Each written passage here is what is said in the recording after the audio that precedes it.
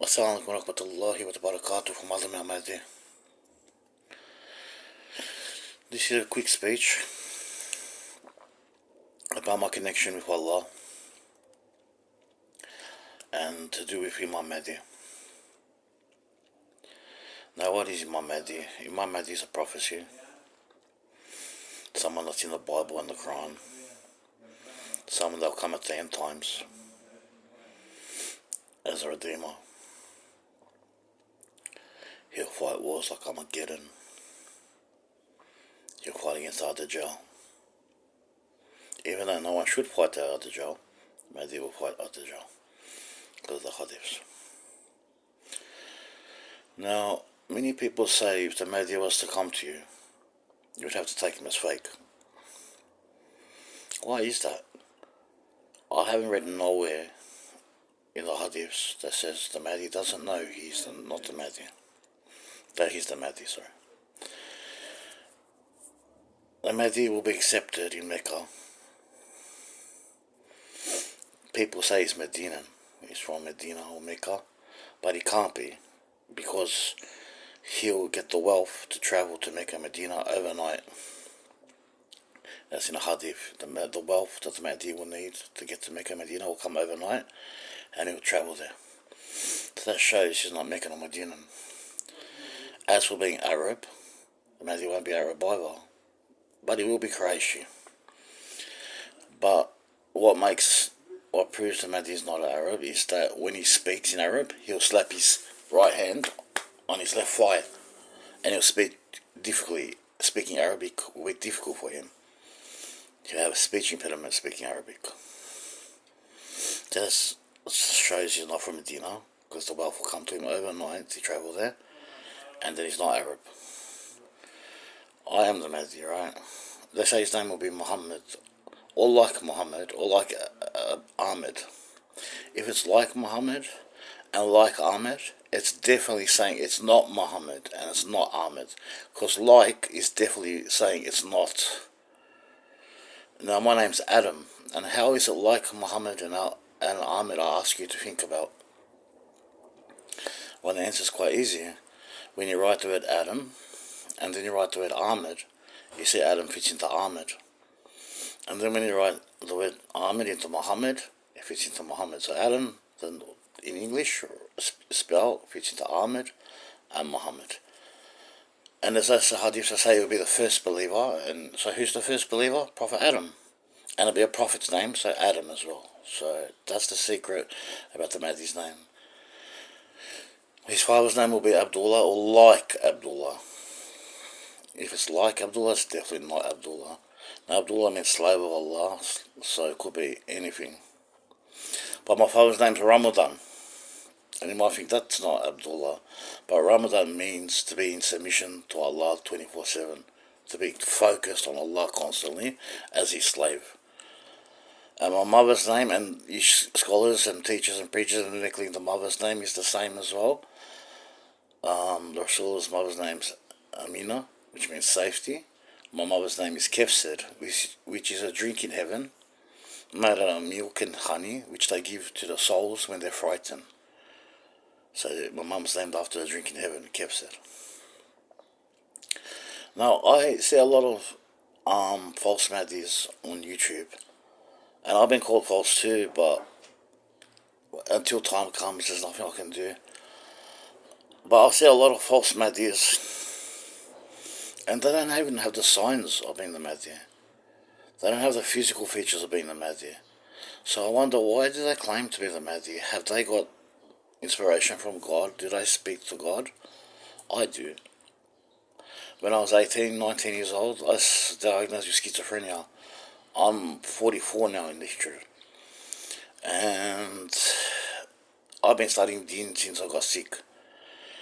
But because I'm truly supernatural, which he's the unseen, sees the unseen, tastes the unseen, and I'm an angel, jinn and ghost, and Allah directly as well, it's very hard for me to be steadfast as a Muslim when I have that gift on top of ordinary deen. Islam is quite non-stop, and so is being schizophrenic. But schizophrenia is a key It's an illness, definitely. But anyone that thinks they're a messenger of God is instantly a schizophrenic. Anyone that believes they have special powers is instantly a schizophrenic. Well, that means I'm schizophrenic because I believe on the Mahdi. In the Bible, they talk about the second Adam. And the Christians are taking it as Jesus, yeah? See, one thing about the Jewish faith, there's two messiahs. There's the son of David and the son of Joseph. But the Christians have only witnessed one, and they've only accepted one as Jesus. While Muslims have neglected calling the Mahdi, some parts, a messiah. Because the Quran states that Isa is Jesus. But one is King Mashiach, one is son of David, and one is son of Yusuf. One Messiah will save the other Messiah, one Messiah will be martyred, and the other Messiah will take over. That's in the Jewish faith. So that means when I'm the Mahdi, when I get accepted as the Mahdi, and I'm not going to Mecca Medina until the king dies, until there's quarreling, because that's a major sign that hasn't happened. When that happens, I'll go. You can expect me there. I'll do Umrah, and I'll go sit with the scholars in Medina, and I'll get them to examine me, and I'll go back to Mecca, and I'll give me bay'ah there. Because when I say examine me, you might say, what signs do I have? The physical signs are, look, deep brow, mole protruding on the face and spreading, illuminating, moles on the right forearm, serious succession on the... Oh, I'm getting bigger by the day, that. I'm getting so big. On the left shoulder, in line with the heart, wide belly, gaps in the teeth, the nose, prominent nose, and it's protruding on the side, large forehead, scar on the eye, gaps on the teeth, dipping brow, the eyes. Am I handsome? I'm a male, I'm not, I'm alright, I guess. I was handsome when I was younger. The moles on my shoulders, moles on my forearm, the face root, the body as well, wide belly, strong, very strong. So I've got all the signs as well. Because when Allah said I was the Mahdi, right, first Allah said you're a king. That's what God said. You're the king of heaven, God said to me. So I studied prophecies about the kingdom of heaven, and I studied Islam because God had revealed himself as Allah to me as well. So I studied the future, and I found Muhammad al-Mahdi, and I said, Muhammad al-Mahdi, what God is saying, yes, I'm the Mahdi, but his guy's name is Muhammad, so it can't be me. So I can't start Muhammad al-Mahdi. But then as I further studied, and Allah's persistence telling me, yes, you are the Mahdi, I convinced myself that God was telling me the truth. Because we learn today in Islam that all these whispers and all these supernatural things are shayateen. And I've dealt with shayateen flat out. I think I've killed Satan, people. Because one day, Satan was in me. He was onto my skin. And I had crushed my ear with my hand until my face cracked. His face had cracked. The Satan's face is cracked on me.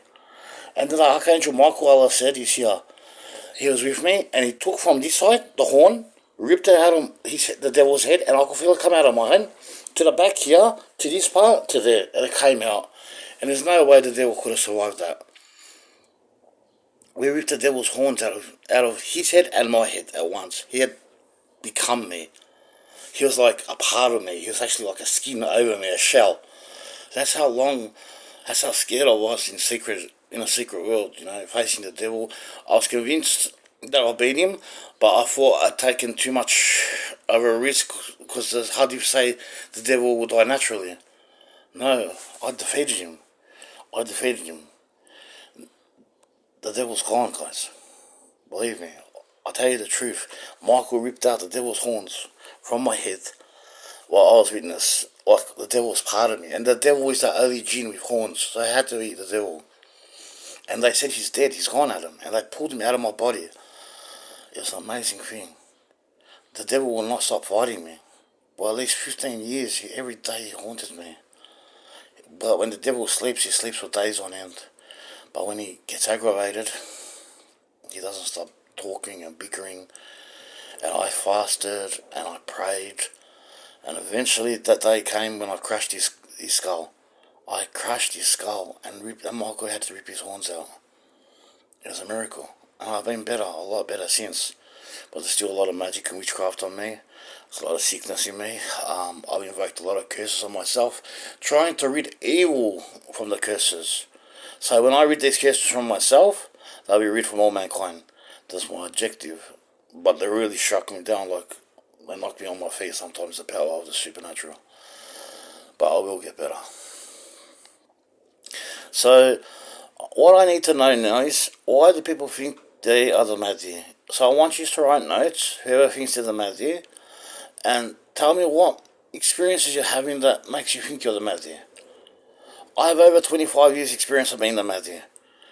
I'm certain by the signs and that my direct connection with God, for God is my word, He speaks through my mouth, God writes through my hand, types through my hands, God sees with my eyes, because when God loves you, He sees with the eyes you see, ears you hear with, hands you strike with, feet you walk with.